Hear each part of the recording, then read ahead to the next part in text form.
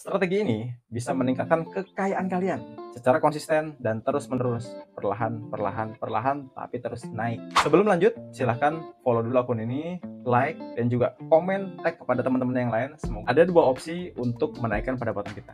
Yang pertama, kita harus belajar nih bagaimana caranya meningkatkan pendapatan, yaitu dengan cara kita bergaul sama orang-orang yang level keuangannya minimum 2 kali dari pendapatan kita. Kalau kita pendapatannya 10 juta, kita belajar sama yang 20 juta. Kayak contohnya, mulai 2020 kemarin, pada saat saya merintis usaha dengan modal hanya 5 juta. Saya sering, walaupun sambil dagang, saya bergaul sama orang-orang yang punya usaha yang levelnya udah ratusan juta per bulan. Dan alhamdulillah, saya begitu tahu cara mindsetnya, cara mereka mengatur karyawan, caranya efisiensi usaha, caranya mereka ngambil keputusan kalau ada masalah. Semua saya pelajarin. Dan itu saya terapkan dalam usaha saya. Yang alhamdulillah, dalam waktu 3 tahun, sekarang saya udah mau 11 cabang. Dengan omset udah mulai 100 jutaan per bulan.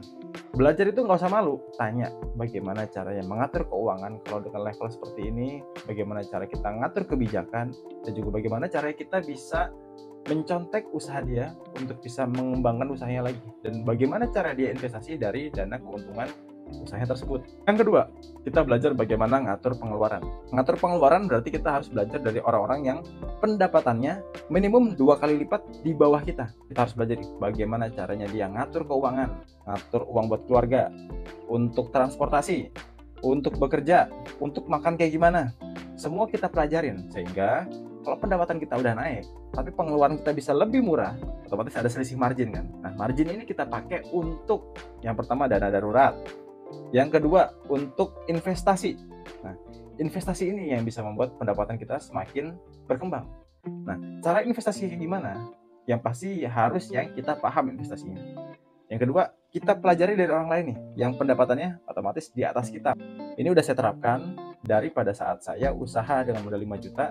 Sekarang alhamdulillah udah omsetnya udah di atas 100 juta per bulan, hanya dalam waktu 3 tahun. Dan sekarang begitu omset saya udah 100 juta, saya belajar lagi sama yang omsetnya udah 1 miliar lebih per bulannya. Sehingga apa? Tujuan dari usaha saya ini bisa semakin membesar, yang berimpact pada kesejahteraan keluarga dan juga karyawan saya. Dan juga tujuan akhirnya saya ingin bermanfaat buat masyarakat juga. Maka dari itu, memperjuangkan usaha kita dan kita bisa bermanfaat bagi masyarakat di sekitar kita, agar Indonesia bisa makin maju, atau minimum kita bisa membantu orang-orang yang miskin agar bisa lebih sejahtera. Semoga konten ini bermanfaat. Terima kasih. Assalamualaikum warahmatullahi wabarakatuh.